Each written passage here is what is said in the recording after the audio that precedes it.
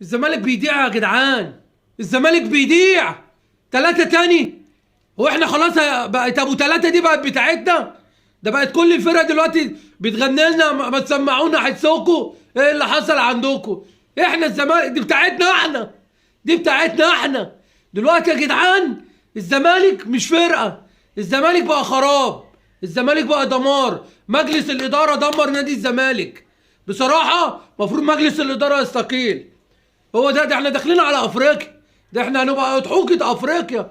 الاهلي بيلعب في كاس العالم للانديه ولاعب ريال مدريد واحنا بنشيل من فاركو ثلاثة. ايه ده؟ ايه يا بروف؟ ايه اللي حصل لك يا بروف؟ فين الحته اللي انت كنت بتفكها في ماتش المحله؟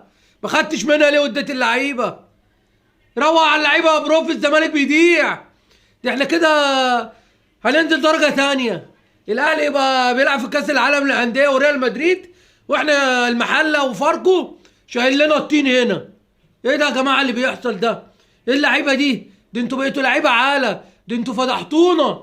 ده انتوا جرستونا. هو ده نادي الزمالك؟